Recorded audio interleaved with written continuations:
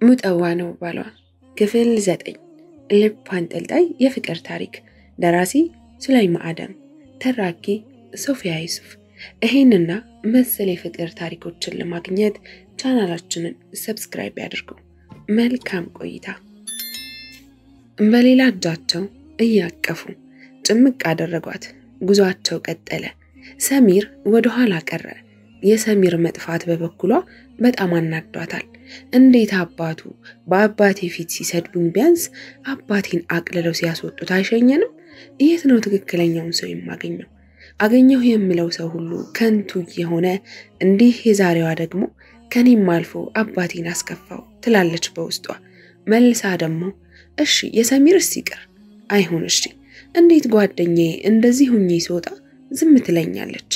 መልስ የሌላቸው ጥያቄዎች ቢሆኑም ለነገሩ የሰሚር እናት ጓደኛዬና ሰሚር ራሱ አባቱን እየተናገራቸው ያለ ይሆናል የወጣ ነው በማለት ስትጽናና ኡዝር ለስህቶቻቸው መልካም ምክንያት ስትፈጥር እሱስ ቢሆን ስትል መልሳ ስታፈርስ ያደሩበት ሆቴል አልጋውን ሳትነካካው ነጋ።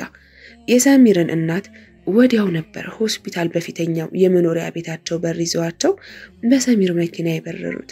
የሰሚር አባት ግን ቤት ውስጥ ብቻቸውን መከራ ታቅፈውና ድንገት ደንቆ ያመሸውን ቤታቸውን በአንድ ጊዜ እንዴት እንዳፈራረሱት በመመርመር ላይ ተጠምደው እያለ የልጆቻቸው እናት የገደሉ እሳቸው መሆናቸውን አመኑ።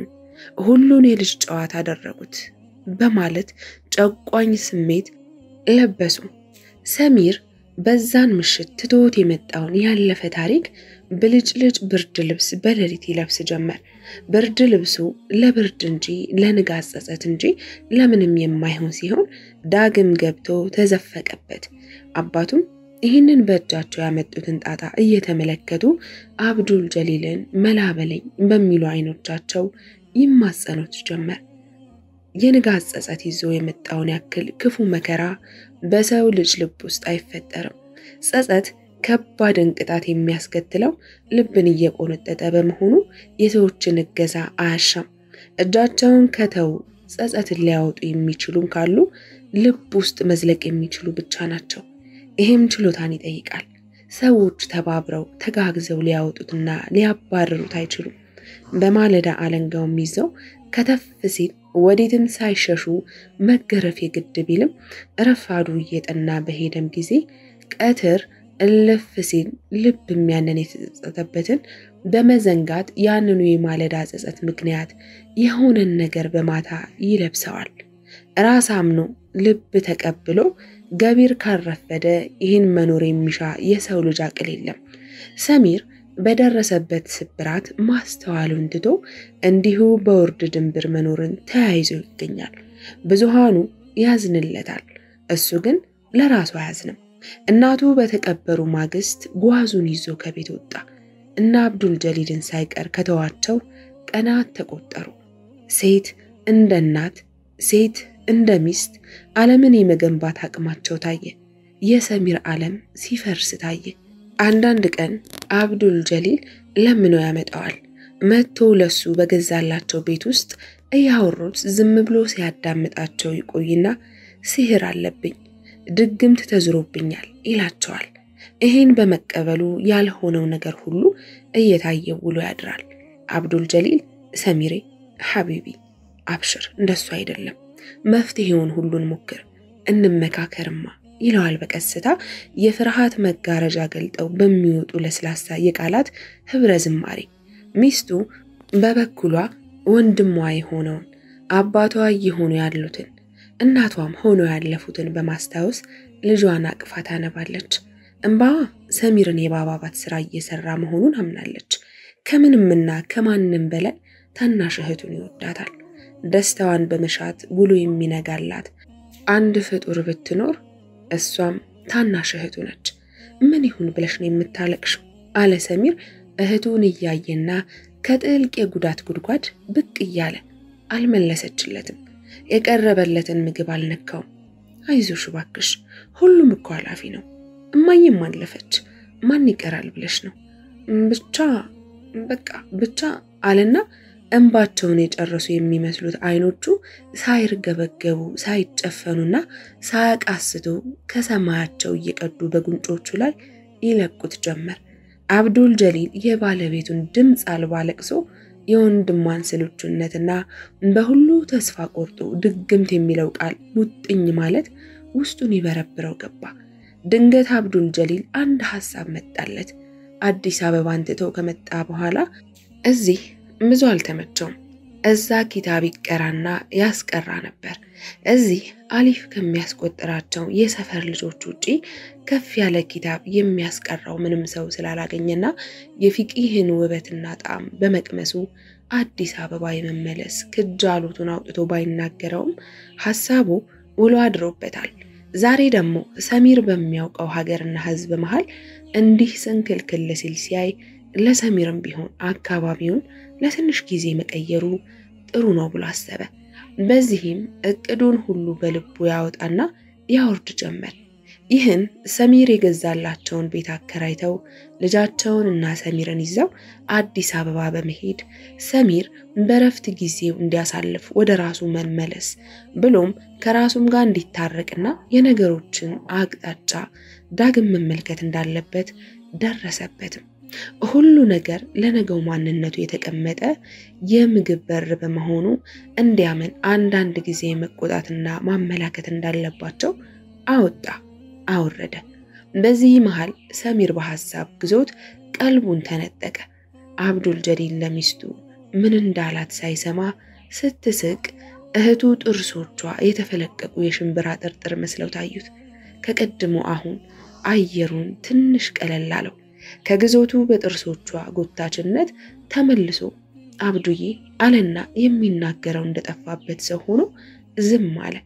አብዱል ጀሊልና ባለቤቱ ምን ሊል ነው ብለው በአንግሮ ይመለከቱት ጀመር።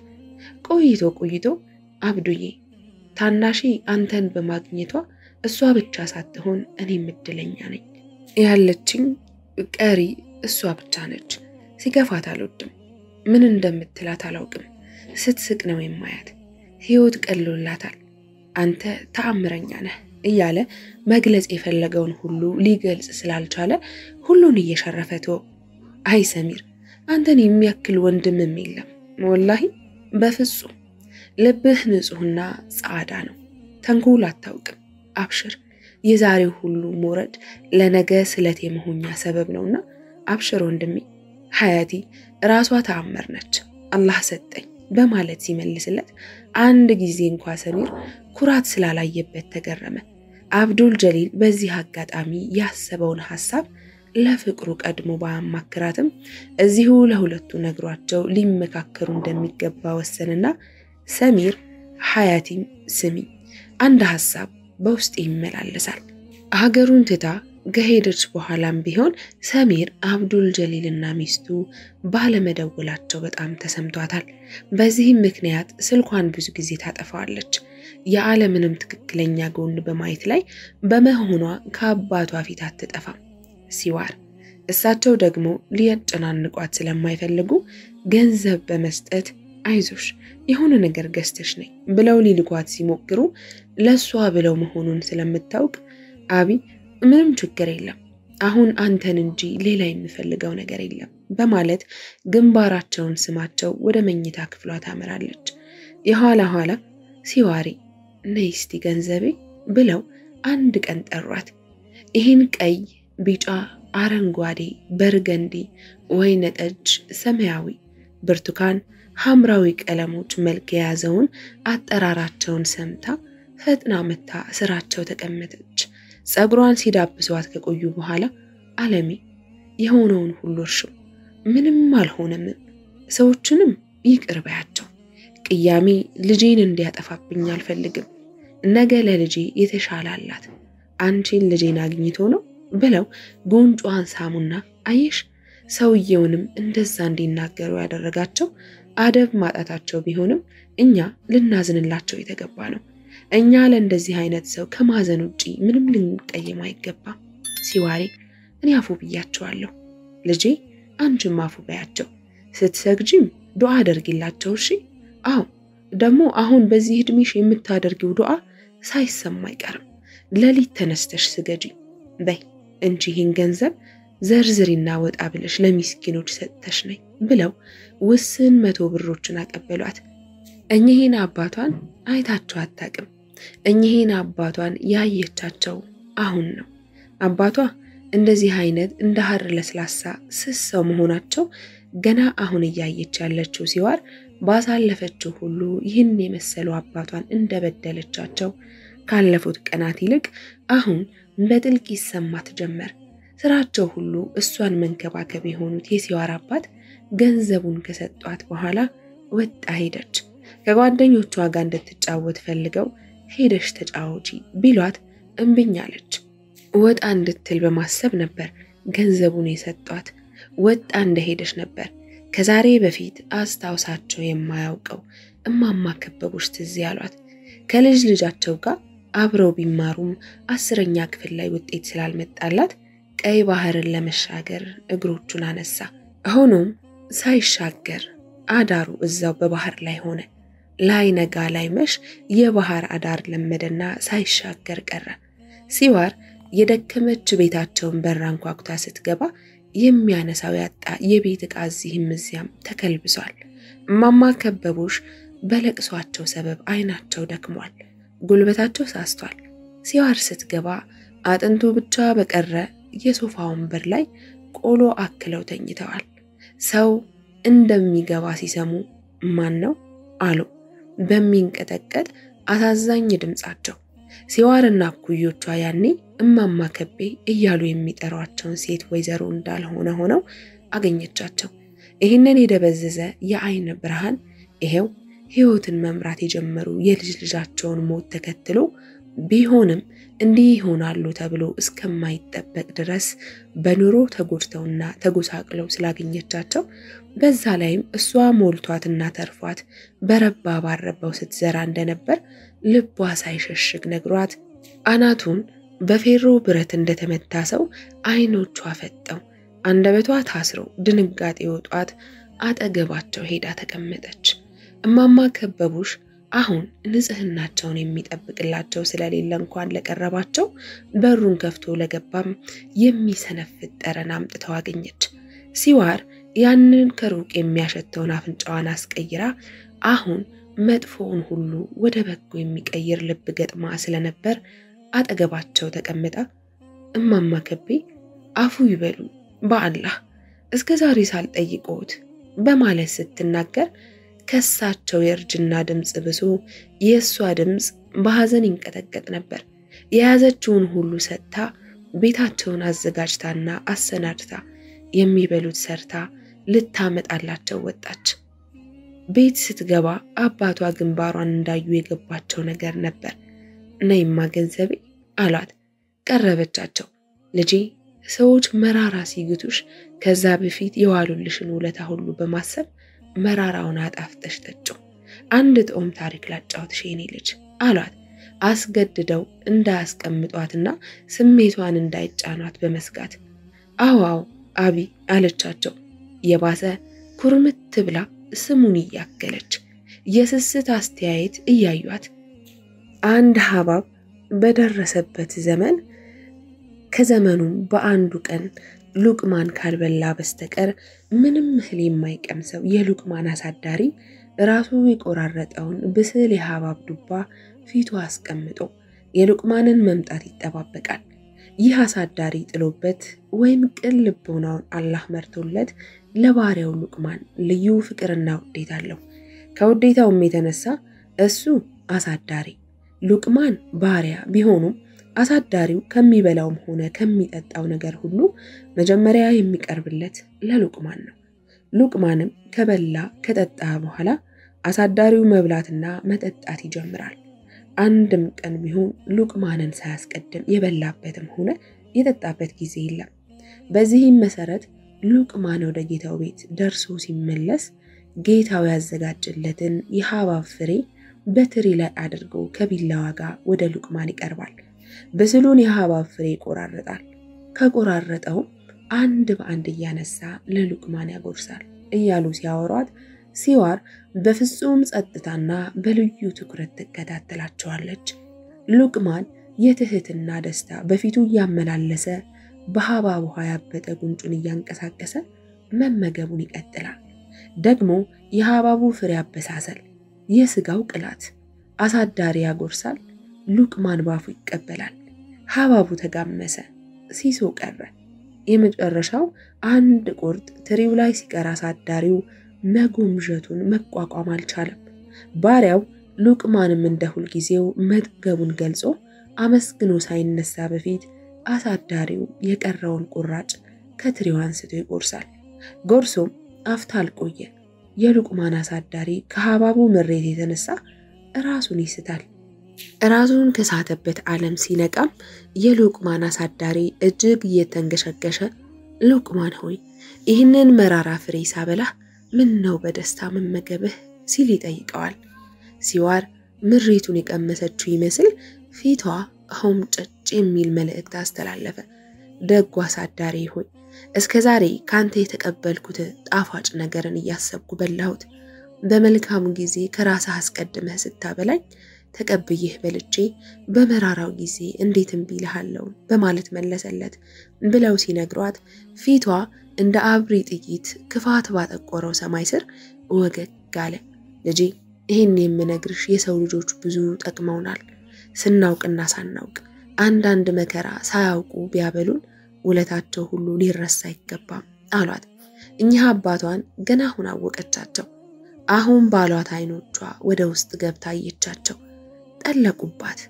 አብዱል ጀሊል ያንን በልቡ ወዲያ ወዲህ እያመላለሰ ሐሳብ እንዳነጸ ለባለቤቱና ለሰሚር አማከራቸው። ባለቤቱ ስትቀር ሰሚር ተስማማ። ባለቤቱ ግና አባቷን ለማንትታ እንደምትሄድ ግራ ስለገባት ባባዬ ምንም ቢያጠፋ በስተርጅና ትተነው የት እንሄዳለን አለችው። ሰሚር ለዚህ መልስ የለውምና ለጊዜው በእጅጉ ሀገር መቀየሩን ሐሳብ ወዶታል። ሐያቲ ልክ ነሽ የኔ ውድ፣ ለነገሩ ማሬ አሁንስ መኖራችን ምን ጠቀማቸው? ትንሽ ዞር ብለን ብንመለስ ግን ብዙ ነገር እንዳዲስ ይሆናል። እሳቸውም ፊታችንን ማፈርትተው እንደ አዲስ ይለምዱታል። ለሰሚርም ቢሆን አካባቢውን ለቀቅ አድርጎ ቢያርፍና ቢመለስ ጥሩ ነው አላት። ሐሳብን በማማከር ደረጃ ላይ ሆኖ ቅንዓት የሞላውን ሐሳቡን እንደምን ልትገፋው ይቻላታል። ተስማማች። ሆኖም አብዱል ጀሊል የባለቤቱን አባት ሄዶ አንድ ጉዳይ እንዳጋጠማቸውና አዲስ አበባ ሄደው በቶሎ እንደሚመለሱ እንዲነግራቸው ተመካክረዋል። ሰሚር አብሯቸው አድሮ ሲነጋጋ በመኪና ወደ አዲስ አበባ ለመሄድ ወስነው አደሩ። እስኪነጋ አይጠገቤው ንጋት ብስራቱንና ብርሃኑን ይዞ ሊመጣ ይጠበቃል። የታጋይ ልቦች ቀለብ የሆነ ተስፋም ሊጨመርበት ወይም ደግሞ ተኖ ሊጠፋ ያጓጓል። ጽኑዓን ሺህ ጊዜ ወድቀው ሌላ ሺህ ጊዜ ይነሳሉ። ከፊሉ በወደቀበት እዛው ይለምዳል። መነሳትን የማይቻል አድርጎ በመሳሰሉና ለልቡ ይህን በመንገሩ አንዳንድ ሁነኛ ሙከራ ለመሞከር ትንፋሽ ያጥረዋል። እንዲህ በሆነበት አጋጣሚ ግና የልብ ወዳጅ የጉዳቱን ጥልቀት አዋቂ ወዳጅ መንገድ በማመላከት ገላጣውን ከሾሃማው ጨለመ ጉዞ በመምረጥ ይጠቁማል። አብዱል ጀሊልና ባለቤቱ ሰሚርን ሲያጫውቱት ካመሹ በኋላ ወደ መኝታ ቤታቸው ገቡ። ሰሚር ፍጹም ሰላምና መረጋጋት የታየበት ምሽቱን አሳለፈ። ትላንት ይህን ጊዜ በማለት መልሶ ጊዜን ወደ ኋላ በማጠንጠን በልቡ መስታወት ይመለከተዋል። ዛሬ ካመሸበት ምሽት በምንም ማጽናፍ አምሳያ የሌለው ሆኖ ያገኘዋል። እህቱና አብዱል ጀሊል ምን እንደሚባባሉ በግልጽ ባያውቅም የሚሰማው የጉምጉምታ ድምጽ ግን ስለሱ እያወሩና እየተጨነቁ እንደሆነ እንዲያስብ አደረገው። ይህ እንደምርኩዝ ሆኖ ደክሞት ነበር። እህቱና ባሏ አወቁለት።